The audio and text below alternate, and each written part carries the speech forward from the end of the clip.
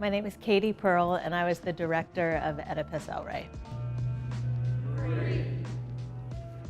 I really wanted to work on a show that was an ensemble piece and that was really physical and that would let me create the show with the cast. I really wanted to do a show that would shine a light and highlight our non-white theater students. That's one of the reasons why I chose to work with Milton on it, that I knew that having him as the anchor of the cast would set a precedent for the kind of community building and care that we wanted the rehearsal room and the ensemble to have. Milton Espinosa is a really special human being and an incredibly talented actor and storyteller with a really deep heart and soul and purpose.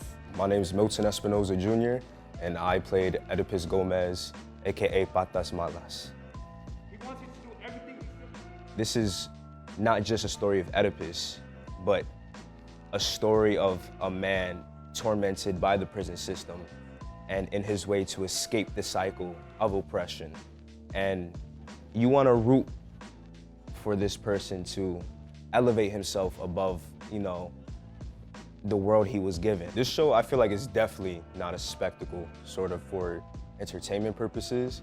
I feel like the purpose of this show was not only for representation for underrepresented, talented artists, but also for just spreading this message of systemic oppression, particularly within the prison system, in the low-income communities in Los Angeles, and how it just affects these daily lives of these marginalized identities within the group. My reasoning for doing this show is to definitely sort of stage that narrative. We did the casting process together. Milton was with me through all the auditions and we talked about casting choices and everything. Everybody loved Milton and Bianca so much and admired them so much, and they were really the anchors of the team. Hi, my name is Bianca Perez and I played Yocasta in Oedipus El Rey. I am that woman. When they came, to me, they already had more of a vision and what type of play they wanted to put and what type of cast they wanted also. I think they were very open to building that with me and letting me have creative control over building a character outside of just pain and everything that surrounds her. Her ability to come back up and to stay hopeful in that sense.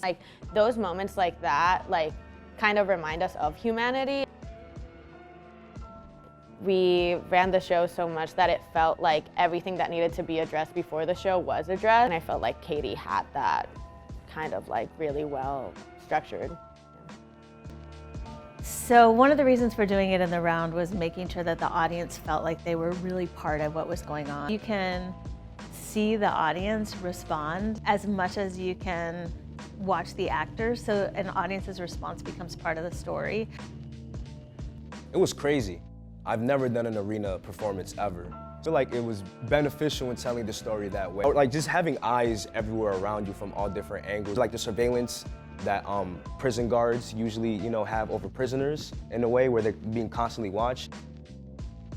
The best case scenario when you're making a play is that you might start as a group of strangers, but that you end up really feeling like a family. But I really wanted to give the students a sense of community and warmth and belonging and support. It was so important, the trust that we build as an ensemble and as a cast when we were building those scenes, that a lot of the collaboration and trust between us were kind of put into play.